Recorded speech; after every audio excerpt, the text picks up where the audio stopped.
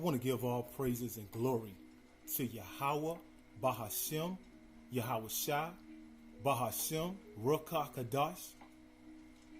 Double honors to the apostles, a great millstone, who rule well and taught us this 100% truth with the spirit of Yahweh Shai. Shalom to the elders, to the brothers, to the sisters that scattered throughout the four corners of the earth, that's sincerely involved in this 100% truth. May the Lord continue to add peace upon you. This is Emmanuel, Israel. We are the same spirits from the Atlantic slave trade. Isaiah 14, verse 1.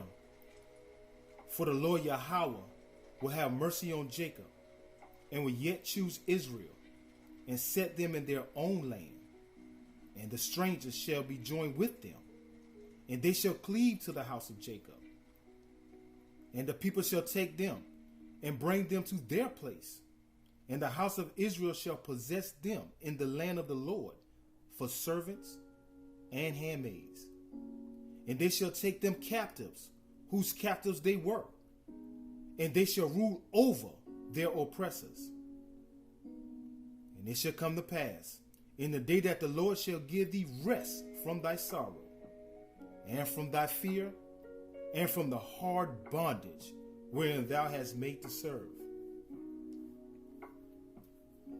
We are the same spirits that experienced the Atlantic slave trade and the 400 to 500 years of slavery, the southern and northern kingdoms of Israel.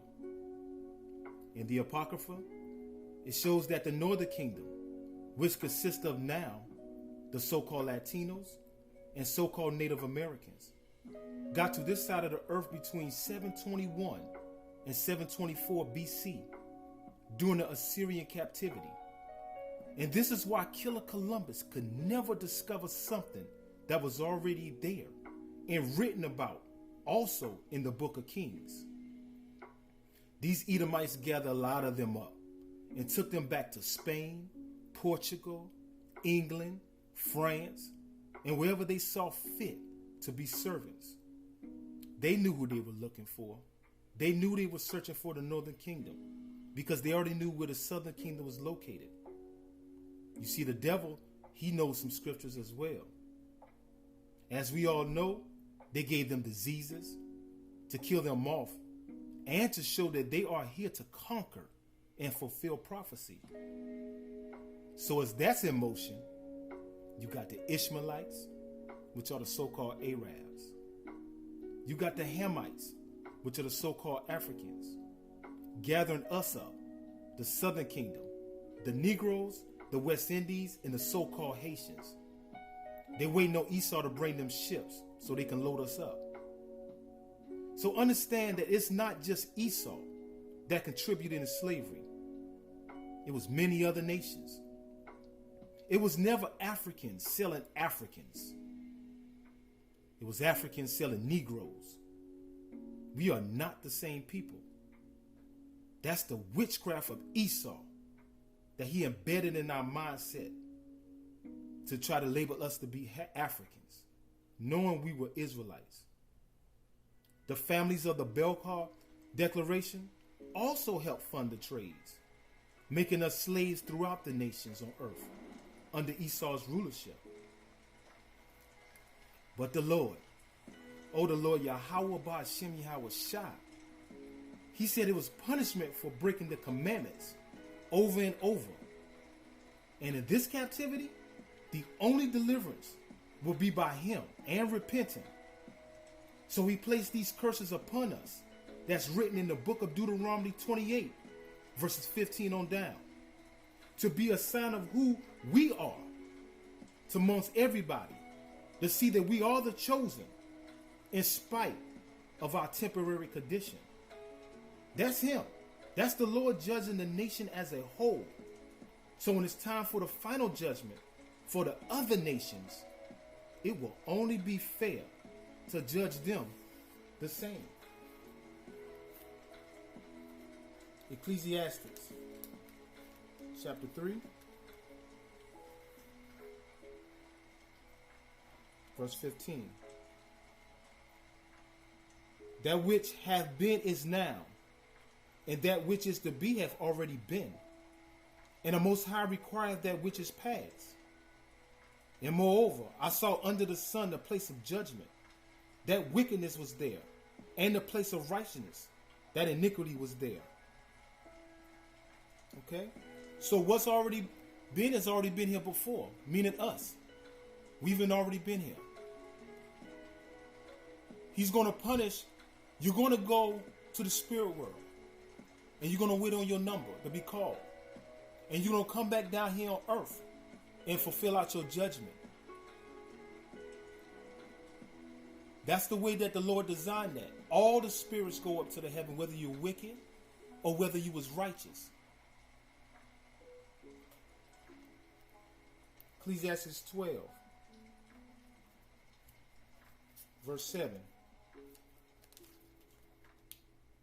Then shall the dust return to the earth, as it was, and the spirit shall return unto the Most High, who gave it. So as you already know that, all creation was made from the dust of the ground, speaking of the humans. And when we pass away, our body turns back to the dust of the ground as it was. But yet our spirit, it goes back to the Most High. Because he's the one who's created all these spirits, whether you're on the left or the right hand side. The Lord made all the spirits. Being that there will only be one lifetime, in which is now, where many will perish, and a few saved by the chariots. In the transition of power, every spirit he created that is here on earth is in demand of judgment. Everybody will be in their lot. Matthew 13 explains the lots of the Israelites. The way you act, the way you talk, the things you love, the things you hate are of the same spirit from your former lives. Whatever you're doing now, you was doing in your old lifetime. So if you started off rejecting Moses in the wilderness, and Moses and the Lord killed you, you are the same spirit rejected Yahushua and his doctrine. You are also the same spirit that during the slave trade and slavery, the Lord did not allow Esau to show you any mercy. And now, you are the pastors, the ministers, the deacons, the congregation, and all these Christianity churches.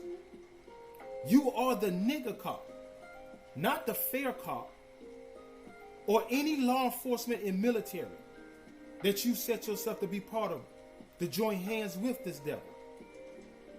You are the Masonic and all the Greek alliances, speaking on the fraternities and the sororities.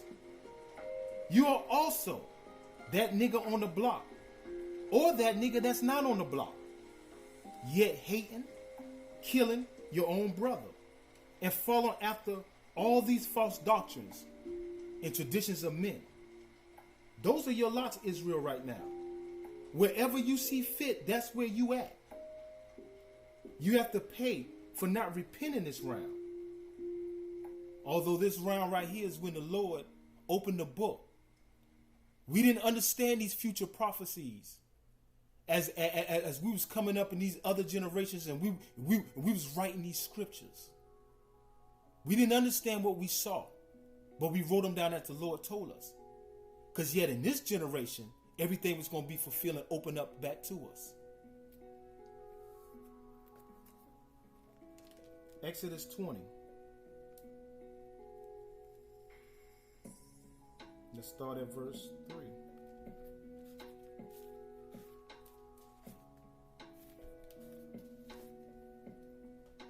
Thou shalt not have no other gods before me. Thou shalt not make unto thee any graven image, or any likeness of anything that is in the heaven above, or that is in the earth beneath, or that is in the water under the earth. Thou shalt not bow down to thyself to them, nor serve them. For I, the Lord Yahweh Ba'ashem Yahweh Shai, thy power, am a jealous God, visiting the iniquity of the fathers upon the children unto the third and fourth generation of them that hate me,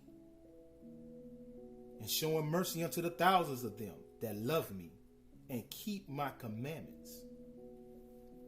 You see, the Lord is a jealous God, our Lord, the God of Israel. And he said he's going to call your number every third or fourth generation and bring you right on back down here to earth to fulfill out your judgment. He's requiring that. So we always going to keep coming back, except this lifetime right here, because this is the final one. Ecclesiastes 3. Let's read verse 17.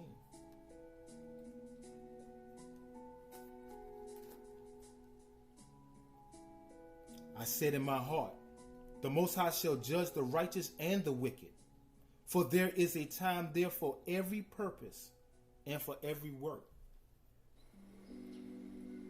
So not only is he going to judge the wicked, he's going to judge the righteous as well. And hopefully in this lifetime right here, those that are part of the hope for the elect, that we've repented and came up out of our old sins and started following the ways of the Lord the proper way, that he will blot out our sins this round, as he promised. That way we can get in them chariots when all hell break loose. And we don't have to come to the conditions of these people, the 2/3, and all the other heathens that are here in America, that's going to be wiped away by nuclear destruction.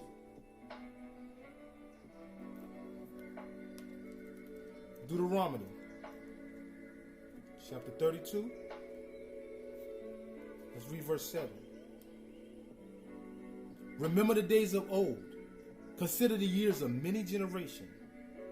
Ask thy father, and he will shew thee. Thy elders, and they will tell thee. Remember the days of old. See, the so-called white man, he wants you to forget slavery. He wants us to forget about all the atrocities that has happened to us that they contributed to.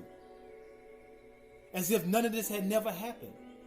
But how can we forget when we are those same people today? You understand? The Lord told us to remember the days of old. But Esau telling us something different. So that means we're going to obey the Most High rather than man. And we're going to continue to bring up these things to keep in remembrance of what has happened to us and how we're going to be redeemed out of these situations in this condition. Deuteronomy 28, verse 15. But it shall come to pass, if thou wilt not hearken unto the voice of the Lord thy God, to observe to do all his commandments and his statutes, which I command thee this day, that all these curses shall come upon thee and overtake thee. The Lord was not talking and speaking to no other nation of people, but the Israelites. We are the only family on earth he created that he is dealing with on a kingdom level. He said we are above all people on the face of the earth, his chosen. Therefore, he will punish us in a way to let every other nation know we are the chosen, the apple of his eye. Out of the nation he chose, he has a remnant that was given to him from the foundations of earth. No matter how many times we come back, we were his, and we still are his. He says he's going to redeem his elect of Israel. That means we, the hopeful elect out of the nation, we will not be punished no more because of the wicked and rebellious Israelite men and women. No more, Jake. No more being punished for your wicked crimes, for your wicked doings. The Lord's not going to punish his men like that no more, nor the 1/3, the women and the children. Remember these same children that's coming back in this lifetime, that's part of the hope for the elect? Those could have been them same brothers and sisters that followed the commandments of the Lord, and the Lord pulled their ticket to come on so they can get this thing. They can experience this chariot coming down and grabbing us. Maybe Moses is going to be sent back down if he's not already here. Who I believe, and I'm going to keep that to myself, who Moses is. He didn't get to see the promised land. He passed the torch to Joshua. But this lifetime, Moses, you're going to see that. You're going to be right with us in these chariots. My leader. Okay? You're going to be right there with us. Revelations 1. Verse 7. Behold, he cometh with clouds, and every eye shall see him, and they also which pierce him, and all kindreds of the earth shall wail because of him. Even so, amen. He's coming with clouds. He's coming with them chariots. And all those people, because he's speaking of regeneration, that pierced him, them same wicked niggas that gave him up for a murderer, they're going to see him. Well, how are they going to see him? Because they're back now. And they're going to be wailing for him. But it's going to be too late. You're going to get your judgment. You understand? We are those same spirits from the Atlantic slave trade. I want to give all praises and glory and honor to Yahweh, Bahashem, Yahweh Shah, and double honors to the apostles of Great Millstone. Shalom.